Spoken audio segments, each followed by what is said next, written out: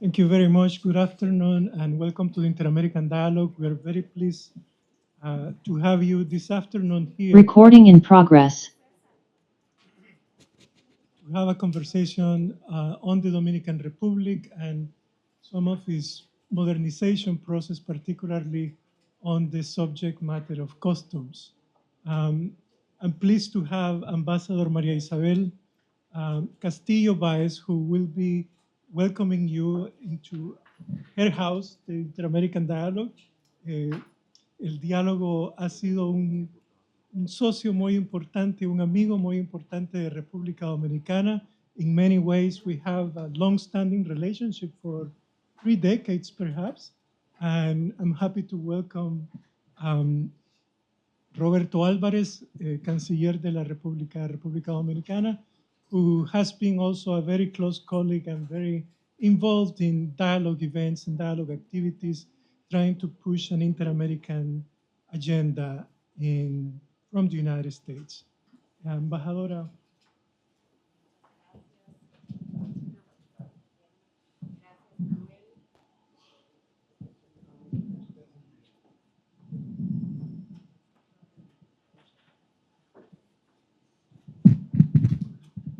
Gracias, Manuel. Thank you, everyone. Thank you, the Inter-American Dialogue, the entire team, for hosting us this afternoon. It is for me an immense pleasure to welcome Director Eduardo Sanz Lobaton to Washington and to give these opening remarks in today's discussion, which, let me say, cannot be more timely. I know we are all aware that we are living very rapidly changing economic times. Our global economy is evolving quickly and erratically. And as we speak, we are in the process of reimagining supply chains. And the countries that act the fastest and with purpose would be the countries that lead the way. And that is exactly what the Dominican Republic has been doing, especially from our customs agency. And I am sure that the discussion that we are going to be having this afternoon is going to shed light into what the country has been doing, the challenges and the opportunities that lie ahead. So in general terms, I see that almost the entire table are Dominicans, so I would not need to express this, but the Dominican Republic, and I'm saying this for all those of you who are not Dominican, is the fastest growing economy in the region. And when I say the region, I am not referring to the Caribbean. I am referring to the Americas. So we must have been doing something right. Of course, our strategic location in the very center of the Caribbean plays a big role in this success, but there are many other factors involved, including our legal framework, including our economic progress that has been sustained for decades now. So in short, and to not extend these introductory words very much, I would like to finish by saying that even though we are in a privileged position, right now we are also facing challenges. The global demand has increased. The rise of e-commerce and competition as well has increased.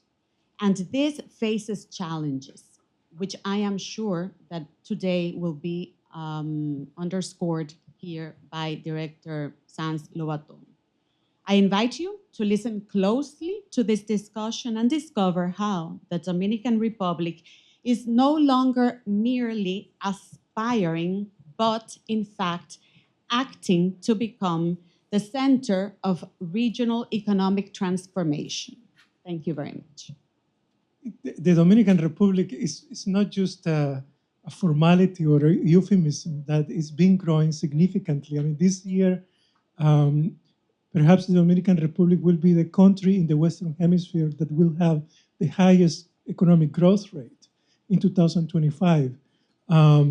Minding Argentina's reported growth rate after a huge economic recession, the Dominican Republic basically comes second as the fastest growing country in the Western Hemisphere. And it has shown significant, not just resilience, but as an economic spirit to continue growing in different regards, in foreign investment, in trade, in remittances, with a formidable diaspora, which is also distinct in many ways, insofar as the Dominicans, particularly those in the United States, but also those in Europe, tend to show a very strong sense of belonging and returning into the homeland after they retire, which has been a significant experience in that they contribute to their economy. Once they return, they continue investing in their home country. And I have to say, from a political standpoint, the Dominican Republic is perhaps one of the most politically stable countries and the least politically difficult countries in the Western Hemisphere today. Apart from Uruguay, the Dominican Republic, we are faced with so many political challenges in the Western Hemisphere that is so glad to have the DR really displaying experiences of judicial security, a fast-growing democracy, and fast-growing economy. So we are pleased to have Eduardo Sanz Lobaton speaking with us today, because to a large extent, some of the economic growth that this country is experiencing is related to its trade. And a lot of the trade involves the role of customs, and there is a modernization process. First of all, there are a lot of people who may not recognize Peter Hakem, who has arrived this afternoon, but Peter Hakem is a president emeritus of the Inter-American Dialogue, a great friend of the Americas, a great friend of the Dominican Republic, and we appreciate your presence here today, this afternoon, Peter. Wonderful to see you. And secondly, I think it's important that I inform everyone that the Security Council of the UN just approved the resolution that was proposed by the United States and Panama, transforming the MSS, the mission supporting the Haitian police, into a gang suppression force, and the creation of a 5,500 member force of that.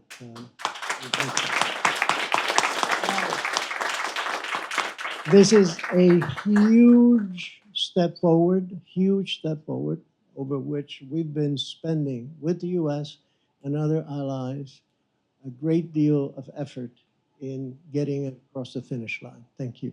I'm sorry, I don't. Not at all. Thank you very much, and definitely very good news for a troubled region right now. So, Eduardo, let me just open with a general question. We just seen the Dominican Republic growing in so many ways, taking a leading position in the world. How would you describe the relationship of the Dominican Republic in the world with the United States, its relationship with Haiti, and with other players, including the People's Republic of China? Just a general reflection on these issues. Well, first of all, good afternoon. I want to please express my gratitude to the Inter-American Dialogue in the persons of Mr. Orozco and also Mr. Peter Hesketh. I also want to express my thankfulness to the whole team in the Dominican Ministry of Foreign Relations, who's headed by a robust intellectual that just announced incredible news for the Latin American community and for the world. And I know, because I have been close to his work, and I know that has a lot of imprint in the name of Roberto Alvarez. So I would like to give him a hand for that. Also, our ambassador, Maria Isabel Castillo Baez, whom has the honor to represent us here in this great country, and I know that is and will be doing a great job. To my friends from AmCham DR that are here in the person of its president, my friend Francesca Ranieri, and with that, to all of you here, and I'm excited to be here. I'm excited to tell the story of a country who has embraced Logistic as its new great industry. When people think about the Dominican Republic's economy, a few things come to mind. If you're a baseball fan, but of course that you would think about our baseball players, but we also are famous for our sugarcane industry, for our tobacco. We're also famous for our cacao. And of course, we are a tourism powerhouse. And we have been a tourism powerhouse for many decades now. Some of you here, the Dominicans represented here, are invested in the tourism industry. Just to say Francesca's name is to mention tourism. So that's what people think of us, and that has fueled a GDP growth that has put the Dominican Republic in the first growing economy in Latin America for decades. When President Abinader came into office now a little bit over 5 years, we have tried to initiate a new mechanisms to generate new developments in economic growth and in economic investment. And the whole world changed after COVID-19 and also with the geopolitical rivalries that came along with it. 20 years ago, 15 years ago, 30 years ago, the most important problem when you examine the supply chain that the biggest economies in the world, the US, the European Union, and others were reflecting was everybody wanted cheap products, that were produced in cheap labor. Also, you were in the middle of the Cold War, so you wanted, in a way, to help China to alienate it from what was then the Soviet Union, and we can remember Richard Nixon and Henry Kissinger's famous visit to China in order to, so everybody wanted those exports from China and wanted the cheap labor. After COVID-19 and different things, the greatest economies in the world have realized that you don't want your supply chain to depend from faraway places. Because here we have a big representative of the Dominican maritime industry. And they know that before COVID-19, you would pay $2,000 or $3,000 for transporting merchandise from China to the Americas. After COVID-19, that went as high as $25,000 for what we call the flete, or transportation cost. So that hit in the face of the greatest economy. So the supply chain initiative became an issue, and that's when the word or the concept nearshoring became a thing. And the other thing is friendly shoring. You also want your supply chain to not be dependent on a political rival, on a geopolitical rival, or an economic competitor. So the Dominican Republic had those two things going for it. You have the geographical opportunity. You also have the friendly, as Manuel was describing. We are a country that has had political stability going on 50 years. We have a peaceful demeanor. We are a welcoming country. Our tourism industry has grown exponentially because we're a fun-loving people and we're welcoming. That applies to tourists, but that also applies to investment. So when we came into office with President Abinader, we faced this reality, but with certain challenges. Our legal framework for international trade was from 1942. I'm not kidding you. That was the last time we had legislation changed in foreign trade. And we have here like we have 3 congressmen that are with us in this delegation, and also 2 congresswomen that are here and that worked very hard in that legislative change.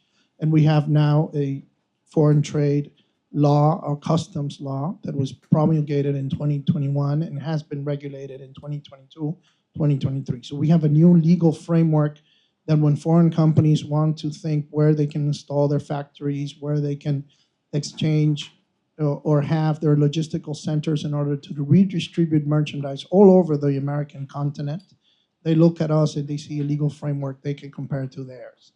The other thing we did was we embraced technology with our working. When we came into office, only 40% of the merchandise going in and out of our docks and airports was reviewed by technology, X-ray technology, artificial intelligence technology.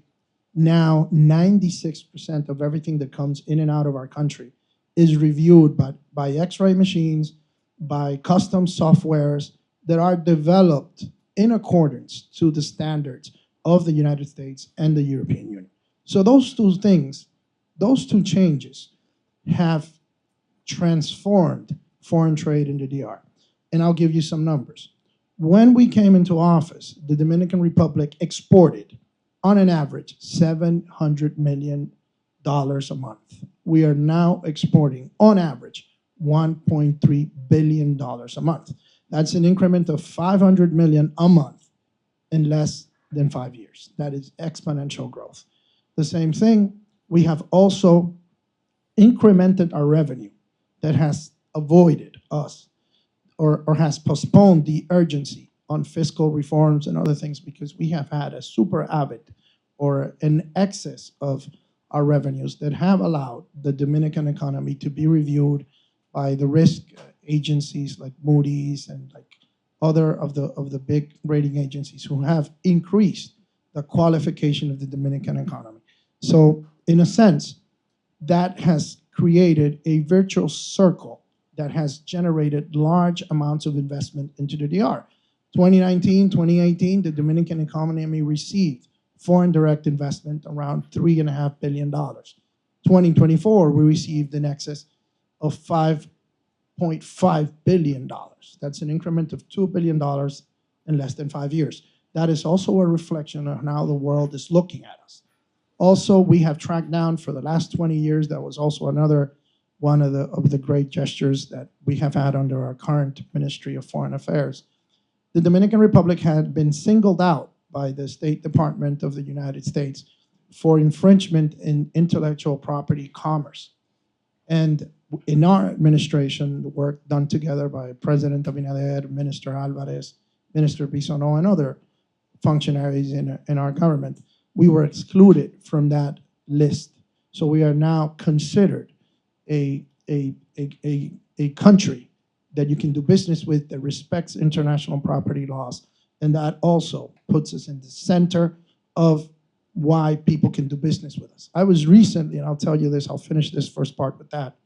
I was recently in New Delhi, India, where I was invited by the custom agencies in India, and they were asking me, I didn't have enough time. It was a short trip, and believe me, it's like 40 hours on a plane, so it's a difficult trip also. But I didn't have time for all the questions they had as to how they can use our logistical industry to go into the US market, to go into the Canadian market, to go into the Brazilian market, to go into the Colombian market.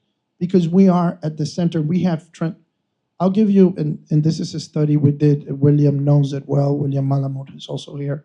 We did a combined study between Dominican Customs and AmCham DR, where we identified that the Dominican Republic has more direct flight to the United States and to the European Union than what Brazil has, than what Colombia has, than what Chile has.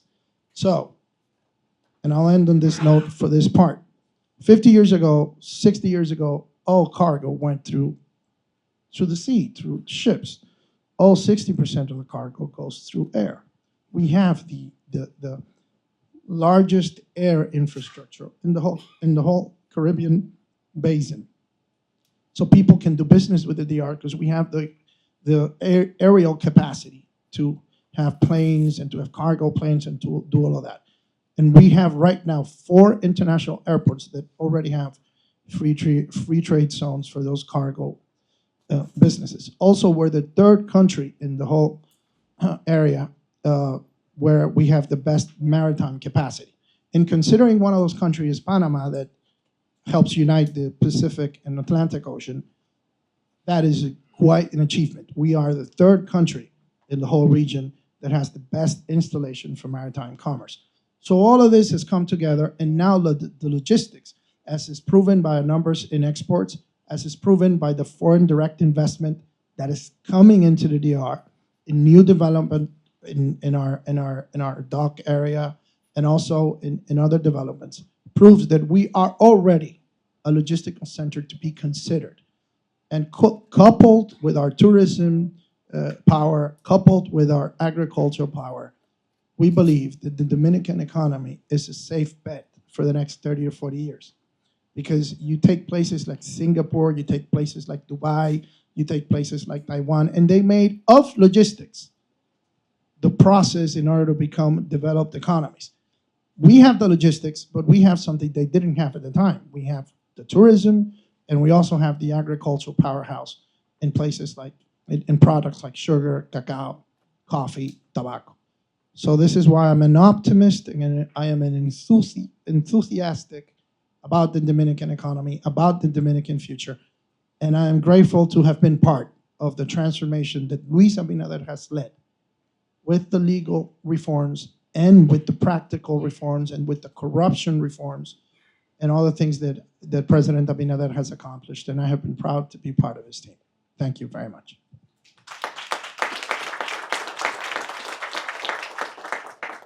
Thank you, Eduardo and Roberto. No, it's really impressive. I remember I've been working in the Dominican Republic, on the Dominican Republic for close to 30 years, since 1996, conducting projects on the diaspora, and including one of the key issues of the diaspora is what we call nostalgic trade, el comercio nostálgico, the things that Dominicans buy from the DR, and they spend so much money importing these things. But I remember going through customs and seeing that, yes, there were a few computers. People were actually using those big, thick books to check on the codes on how to codify a particular commodity. So it's impressive, really, to see the regulatory change, the modernization in technology, and the compliance to judicial security.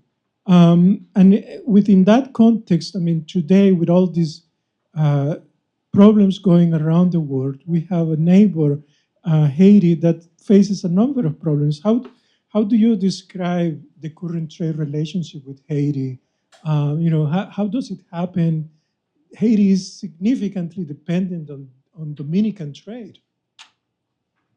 Well, first of all, again, I rejoice in the news just expressed by our Minister of Foreign Relations. I have been to Haiti many times. I have many Haitian friends, and their historical drama and their social condition is something that should worry every world citizen that has any kind of empathy for the human condition. That being said, trade is a resilient thing. People need to eat, people need to get clothes, and according to our studies, almost 70% of everything consumed in Haiti comes in through the Dominican trade efforts, the docks, the airports.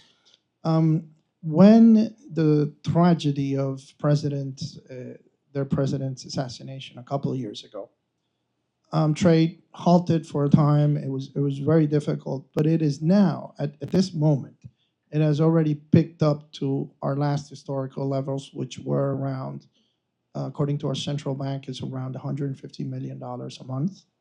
And there is normal trade in the border. It's very well I always say it's been an honor to work with our people from our men and women of our armed forces, because as everybody knows, the security conditions in Haiti are very unstable, and it's very difficult to work. Sometimes their customs in the northern part of the island differ from their customs in the southern part of the island. So it's always a challenge, but our men and women in uniform help us a lot. And also, the Haitian people are a peace-loving people, are hardworking people, and they do the trade with normalcy. Trade goes on with certain levels of normalcy. There's always security challenges that change from day to day.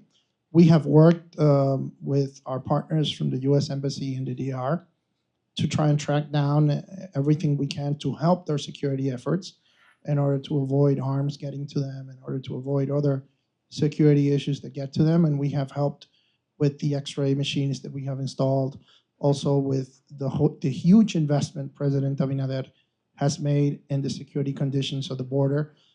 For the first time in many years, the Dominican government has bought helicopters, has bought other technological instruments that help us guard commerce in the border, which helps Haiti in their normal conditions. Just 2 weeks ago, Cesar Dargan, who's also here from the CONEP, invited a delegation of Haitian entrepreneurs that went to my office in customs, and we're helping them with their exports and their imports into Haiti. And we're working also, and there's a project here with some other people here.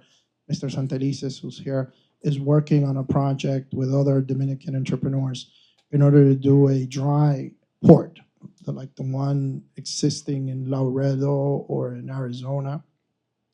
And we're going to do that in order to centralize everything that goes into Haiti, because one of the challenges we still have is that some people import with the manifest saying that it's going to Haiti, but it actually doesn't get to Haiti, and it stays somewhere on our part of the island. And that is very difficult for our economy, because it becomes disloyal competence. Because if you pay your taxes to import into our market and then someone doesn't, then they have a competitive advantage in you. So this dry port that we're working on will, and I think, and I want to say it here, I think that we all need to get that project some traction, because it'll help us in to eliminate the few areas of improvement that we still have.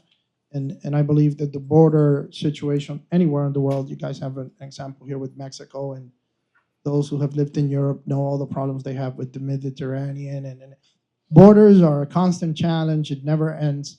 But these 5 years have shown how to, I think we are an example as to border trade and commerce in the most difficult situation you can imagine, which is a country governed in part by a huge insecurity general situation. So I do think there's areas of improvement, but I do think we've gotten an incredible grade on that. And I do hope that we can finish with this dry port and other initiatives that will help us along the way. Yes, not an easy task, considering the difficult situation in Haiti and at the border too. Let me ask you, the past 12 months, there's been a lot of reportings of penalties to businesses for illicit trade with Chinese goods. What is the scope of this problem? If it is a problem, how do we interpret it or describe it? And is it an issue of smuggling of Chinese goods? Is it an issue of unfair competition? How do we deal with that? First of all, it is a problem, and we have to look at it in different ways. The first thing we need to say is the Dominican economy welcomes all types of investment, including the Chinese investment that have a long-standing history with our country and that have done great things in our country. There's nothing wrong with Chinese licit investment or legal investment. The problem comes when people import Chinese products that have two very difficult situations we need to take care of. One is intellectual property infringement. They import, I don't know, just to say something, Nike shoes or handbags, women handbags of certain franchises that are not actually, they don't pay the intellectual property dues that those need to pay. So that's one type of illegal competition.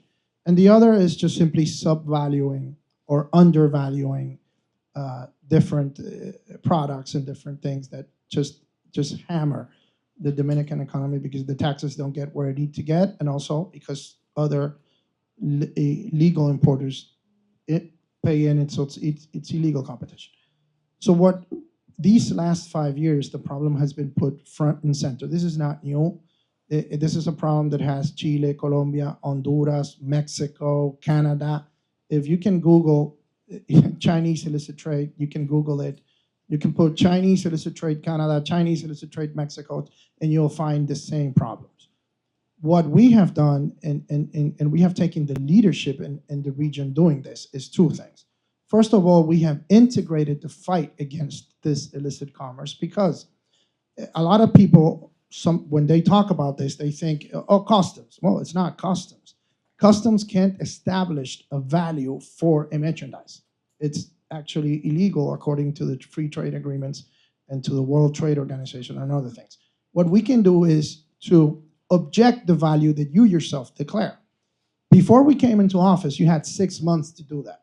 So what they did was, when they didn't agree with what customs was challenging them, they would just, and my friends from one of our most important ports that are here can attest to what I'm saying. What they used to do was just to leave the merchandise for 6 months there, and it would clot the commerce. It would be a very difficult thing. We changed the law, and now they only have 30 days, which means that on day 31, we can just simply seize the cargo, take it to our deposits, and sell it ourselves, which we have done a lot. Let me tell you that these things that I'm explaining to you have generated for the Dominican tax authorities excess of 13 billion pesos. That's almost, we're talking about $700–800 million. So when we say this, that's one thing that we're doing. Also, we are, for the first time, integrating what you have to do with our version of the IRS. Our version of the IRS, which is the DGA, we're integrating, and for the first time in the Dominican history, we're doing combined fiscalization efforts. So that means that it doesn't matter what you declare in customs, because if you declare in customs that this cell phone is $10 and then you sell it for $100, the spread of the $90, you have to pay it in our version of the IRS. And that is the first time that is being done.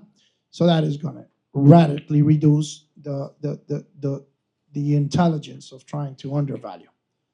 Also, we have found out, because we integrated in one sole effort in our Ministry of Finance, we integrated our version of the IRS, our customs, our Minister of Works, and also our banking regulator.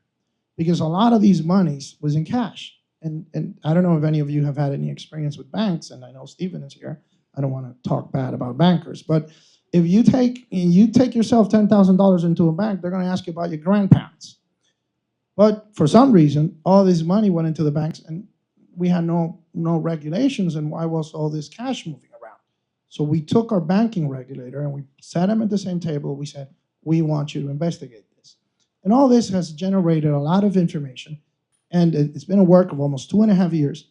3 weeks ago, that became a whole hula on the press, because I said that we had declared war on illicit trade. And that got a few headlines and got a lot of people talking. But this is not new. We've been doing it for almost 4 years now. And the results are there. The results are there in the sense that we've closed businesses, that we've done a lot of things. But again, it is just not going to disappear overnight. First of all, this is something that's been going on for 30 to 40 years. The first Chinese establishment came into the DR at the end of the 70s, beginning of the 80s. So we're talking about capital that has been accumulated for 30, 40 years. It's not going to disappear. But second of all, we have installed the legal framework and the legal practices that it will not longer be profitable. Bottom line, they will start declaring what they need to declare, because they're not going to be able to do businesses, because it no longer will be profitable. Thank you. No, it's a complex issue, and we do see it in several countries, how businesses are displaced because of this type of illicit trading. I want to open the floor for Q&A. Just identify yourself before we ask a question. Well, thank you. And just so other people can understand this, when we came into office 5 years ago, the approximate time between the ship getting to the port and the merchandise getting out of the port was 9 days. Today's approximate duration for that is 2 days, with more than 150,000 containers being dispatched in a time frame less than 24 hours. And that has also been a great catch phrase and catch reality for people to come into the DR and know that their merchandise, if you meet certain standards through our partners, we have established the OEA operation, that is the economic approved operator. En español sería OEA. And we have incremented our certificates of economic approved operators, which 5 years ago was it was around 200. Now we're almost at 700. And those certificate approved enterprises can use the 24-hour lane, which expedites matters in an incredible way. And it also helps us to establish logistical centers, which are places where you can get different parts of what you're going to produce, finish it, and then send it to the final destination, which is what we are now doing.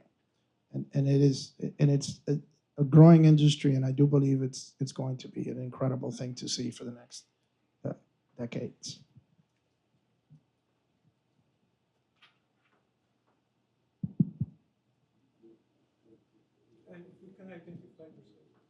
Thank you very much, Carlos Enriquez from DHL Express. First of all, thank you for being here with us. And just want to share with you, as DHL Express, we have been in the country since 1988. Just very recently, we invested over €1 million in electric fleets. We also, this month, we launched a larger aircraft. We are now operating a daily flight with a 767. And amongst other investments in the country. And this wouldn't have been possible if it was not because of the business environment that has been highlighted. So we really want to commend not only the administration, but Congress in passing the new customs law. I think this is crucial for the Dominican Republic and for the region. But also I would like to commend the Director General for your leadership in having unprecedented dialogue with the private sector. I think this, we have never seen in all the years we have been operating in the country, we have never seen such level of trust and cooperation, and we really want to continue working that way. Just a question, because the Dominican Republic is having a key role in December in the Summit of the Americas. So what would be your expectation in terms of a regional trade facilitation agenda, and especially in customs cooperation? Thank you. First of all, thank you for your comments, and those are food for thought, and also the private sector, public sector dialogue is not, I think it's a survival quality nowadays. It's not an asset, it's not an advantage. If you don't do it, you're not gonna generate growth, you're not gonna generate opportunity. It's impossible for the public sector to meet all the needs in order to satisfy a society. You need to empower the private sector, and I believe that comes from the top. I believe President Abinader has instructed us to do so, and I've been fortunate enough to identify and execute his vision. That being said, the Summit of the Americas, which I know that Maria Isabel and Roberto are working very, very hard on it, because it's not, people think Summit of the Americas, they think 20-something presidents giving speeches. This is a lot more than that. We're going to have a business forum that I think is going to be one of the biggest in recorded history of these summits, because it has been one of the most important things. We're investing time, money, and effort in it. And I've already confirmed from the logistical sector, certain actors, as yourself and others, that I know will participate in the business forums there. And I believe that's one of, it might not be the area generating the headlines, but I do think the business forum in the Summit of the Americas is going to be a huge opportunity to create business around the continent. Because everybody, right now if we were to be objective about the world economy, there's a lot of worrisome around. There's a lot of change going around, and change and money don't necessarily go along. When there's a lot of changes, money tends to go under the table. And everybody's looking to see how they can secure their investment, how can they secure their work. And logistics is going to be always there, because we're going to need to supply ourselves of everything we consume. So logistics is going to be there, and in order for the logistics to get where they need to get, they're going to need a peaceful environment, they're going to need a technological environment, and they're going to need a legal environment. I cannot think of a place better situated than the Dominican Republic to do that. Because as you said, for over 60 years, there was a debate around customs law. And the reason it wasn't modernized was that every time we went into it, then the sugar producers would say, well, I want the sugar to be protected. And if it was not the sugar producers, then it was the tourism industry that said, well, but I want the imports for tourism to not pay this and that. And if it was not the tourism sector, then it was the other agricultural sectors. And the debate never ended.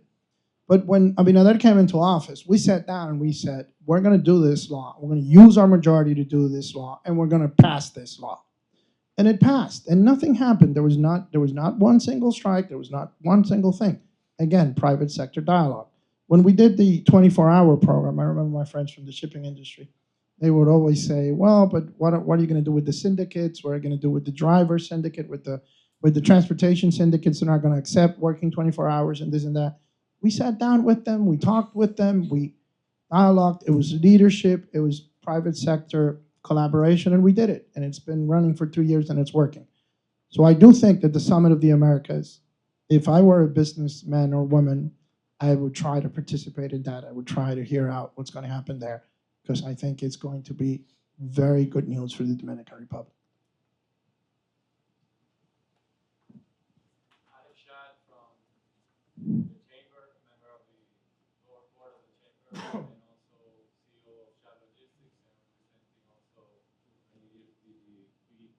DHL Global Forwarding, which is the cargo side of DHL.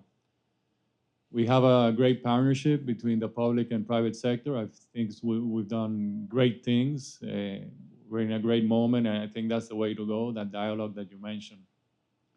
In these meetings here in Washington, of course, we have highlighted the trade aspects of commerce with tariffs and so on, and would like to hear your comments regarding, or your thoughts as a leader of customs, but also as a leader of government in general, of where you think Dominican Republic should be situated, how to move forward regarding the 10% tariff, regarding DR-CAFTA, regarding the sectional tariffs that might be applied now in the future also to medical devices, which is a very important part of our manufacturing sector. What's your view on that, and how should we position ourselves in the things that maybe matter to the United States, such as security or whatever your thoughts are on that?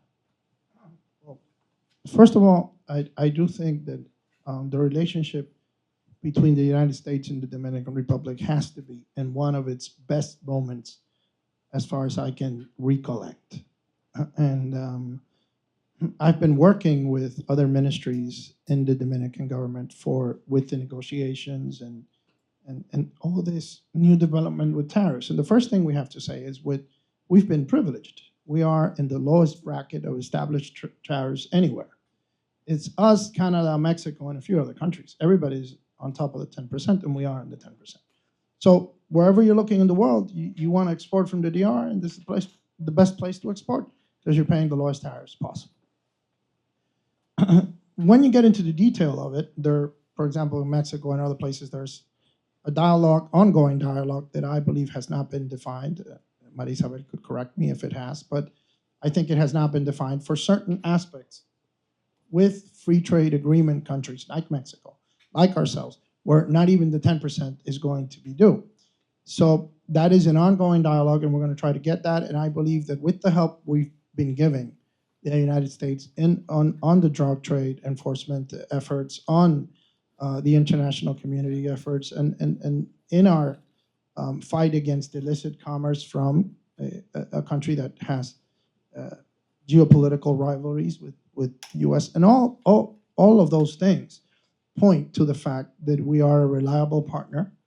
Also, the fact that we are so much invested in the whole general of the U.S. dialogue. Here we have the Vice Minister for Foreign Relations that works with the diaspora, or the Dominican community here.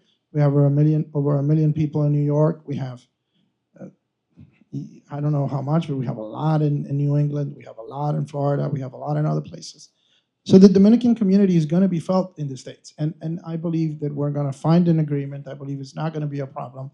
And from the numbers that I'm seeing, our exports have not been hit in any sense of the word by this situation because they keep incrementing. So if they keep incrementing, it's because we're not having a problem. And you were saying about medical devices.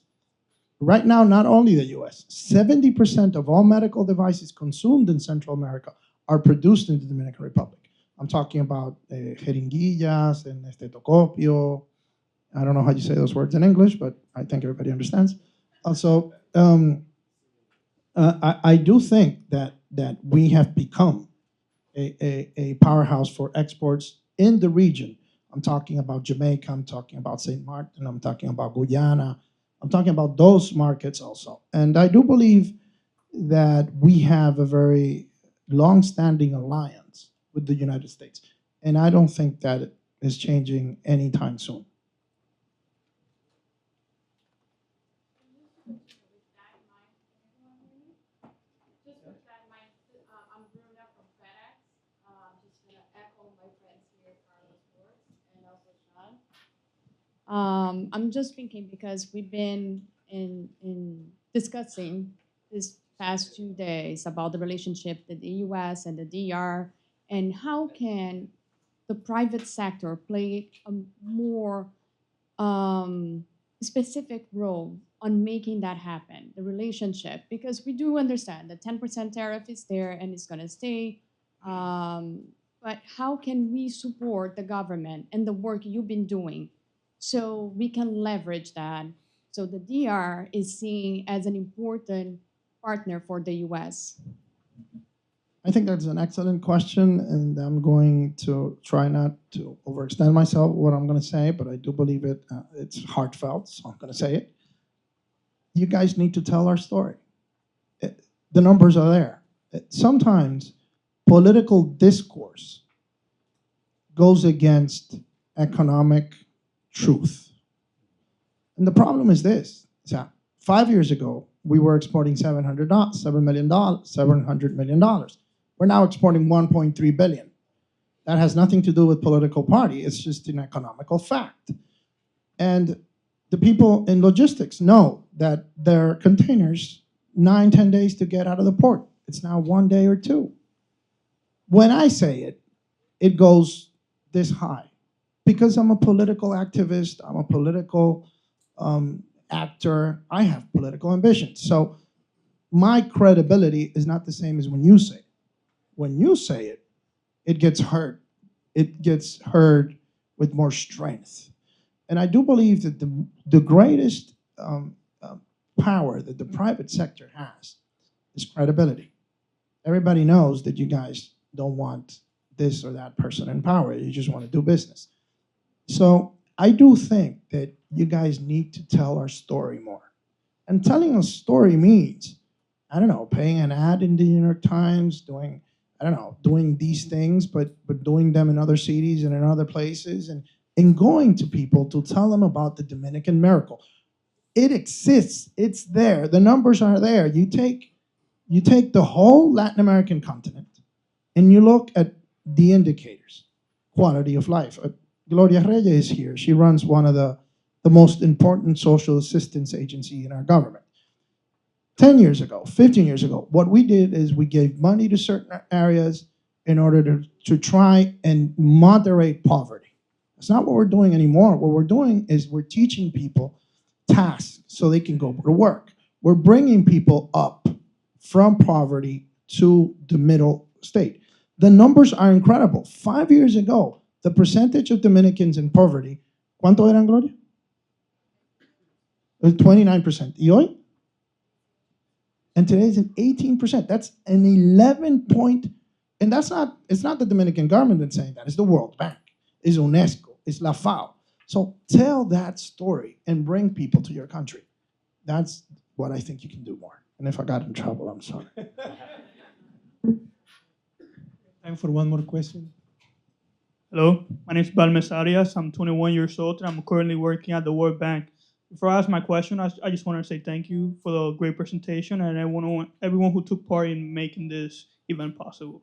My question is, given to the rapid changes in technology, regulation, global trade, what skills do you think young lawyers should prioritize in order to make an impact and stay relevant in the next 5 to 10 years? That's a great question. I'll tell you, my kid is your age and is studying right now. And I told him, like a year ago, I remember this. I translated this story from what happened to me to what I think is going to happen to your generation. When I was studying abroad, and I did this, I was studying in Europe, and I was 20-something. And I remember one of my thesis advisors back then, I asked him, what should I do my thesis on? And he went back and said, you live in the Caribbean. I said, yes, I know where I live. And he said, if you live in the Caribbean and you're not studying or doing something with tourism, you're losing your time. That's what he told me. It was 25 years ago, 20-something years ago. I always remember that story because I was mad when he told me that. I said, okay, so the only thing we can do is tourism? But I remember that, and time proved him right. Time proved him right. Now I think, and I told this to my kid, and I tell this to you, if I were in my early 20s, I would try to study something that had to do with the logistical supply chain. Because the world will need secure supply chains. And that is an incredible field area for lawyers. Maritime law is a very rich thing. It has many different things. It's a very workable arena. Also, supply chain initiatives will need a lot of technology. We'll need a lot of artificial intelligence. We'll need a lot of economists. We'll need a lot of computer experts. So I do think that the logistics center, and you can look at the biggest, when I went to Dubai a couple of years ago, and when you think about that area of the world, you always think oil and gas. When I was there and I was meeting to some of the people that work in customs in Dubai, I was surprised by the fact that they don't have one drop of oil in Dubai. A lot of people don't know this. There's not one drop of oil. Abu Dhabi, which is another city in that country, does have oil, but Dubai doesn't have a drop of oil. And it has the biggest free trade zone in the whole of the Middle East. It has the biggest port in the whole of the Middle East. So everybody, when they eat or drink something in the Middle East, it probably goes through Dubai. So what I'm saying is, I believe that the future of our economy has to do with logistics. I believe it's our gold or our oil. And I believe 20 to 30 years from now, in this table, when they come to the interdialogue, we're going to see a lot more of the logistical industries represented in this table.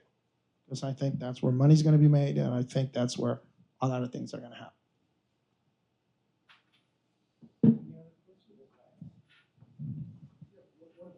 Yes, go ahead. Now, I don't mean to be greedy, Gabby, but you have done marvelous things in the past 5 years. What's your next steps?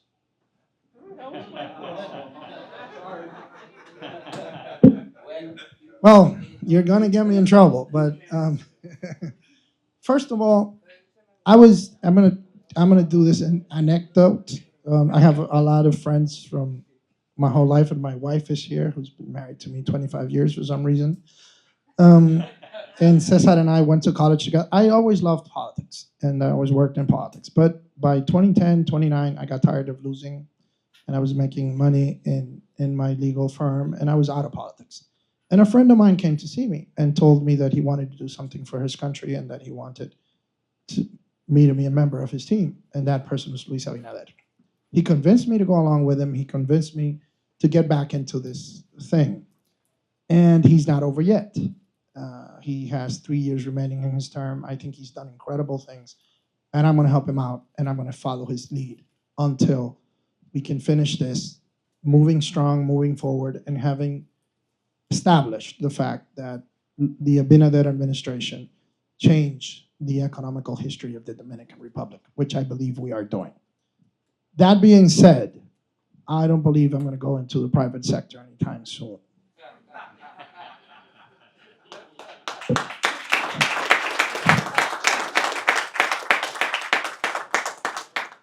I'm not going to welcome you on the next one. You took my question away.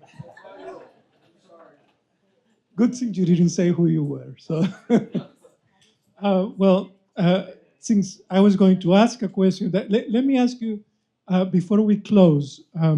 what is your outlook on the economy next year? Because it's, as our colleagues from the private sector mentioned, I mean, we do see a bleak or somewhat bleak global economy in 2026. In the work I do on money transfers, remittances, my projection is close to zero growth, to negative growth in the flow of money, which is this year is going to reach $200 billion to Latin America. So where do you see the DR positioning itself in that context? In my opinion, I'm going to give you the International Monetary Fund's opinion, which just like 10 days ago made a report on the world economy and put the Dominican Republic's forecast at 5% growth, which was the second biggest in the whole of Latin America. And that, to me, that's the biggest, because the first is Argentina, and we all know that President Milei is coming back from an economical catastrophe. So I don't believe it's exactly comparable. So the Dominican Republic has been rated as the most optimistic forecast in our whole region. Me, myself, I do think that 2025 has been a challenging year. We have all underperformed. The US economy, the European economy, the Japanese economy, everybody has underperformed. Even the IMF has changed the forecast for 2025 because there has been disruption in the economic trends with the tariffs, with the war in Europe, and with what happened with Israel and Iran and all that went into the mix with certain uncertainty. As I said, when there's uncertainty, people don't invest. When people don't invest, people don't buy. And when people don't buy, there's not economic growth. I do believe 2026 has a better outlook. The world looks, yesterday, there were good news in the peace outlook, and also the tariff situation has already been, it has started to be grounded, and everything has started to fall into the place it will be. So that's going to give some certainty to the world economy. Also, the Federal Reserve just lowered the interest rate 20 days ago. That will generate economic activity in the U.S. market. And when we have an old saying, when the U.S. economy gets a cold, we get pneumonia. And it goes the other way around. When the U.S. economy gets a jump, we get a jump start. So I do think that 2026 is looking very good, because also in our internal planning, our revenues are coming in according to plan. We have already now we have a new budget that just went into law that is going to get like 30 billion pesos into capital investment.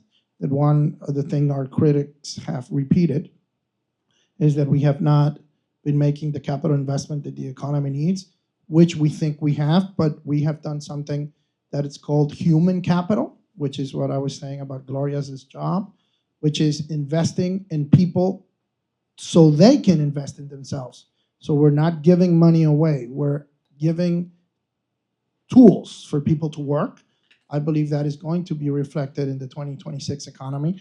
I believe that the world stabilization will be reflected, and I believe that our capital investment in infrastructure and in others will be reflected. And I do think that the 5 or 4% mark is achievable. I believe it will be achieved, and I believe we will also have a couple of electrical generators come into place, which has also generated some disruption locally for us. So I believe starting in January, we're going to have the electrical supply behind us, and we will also have more stability. So I do believe that the 2026 is we have a framework where investment will happen, and when things are it's going to be a lot better year than 2025 is my think. I'm glad you have quite a positive outlook, and I hope you're right. And I want to thank you. I want to thank Ambassador Castillo, Canciller Alvarez, and all other colleagues for being here. Definitely, I was trained when we were doing trade economics. La República Dominicana era parte de las economías postre. And it's been a long road from that to today, exactly what you say, investing in the human capital. I'm sorry to interrupt, Manuel. I just want to say thank you to our congresswoman from San Cristobal and from La Capital, and also to our congressman from La Capital, Santo Domingo, and also from Asua, César, Ignacio, y también Melina y Montserrat. They're here, they're part of our delegation, and they have done incredible jobs as legislators. I just wanted them to be recognized. Thank you.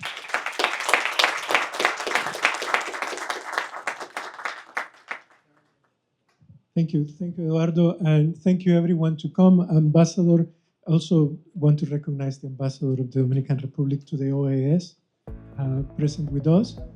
And well, with that saying, thank you very much for coming and hope to see you before 2028.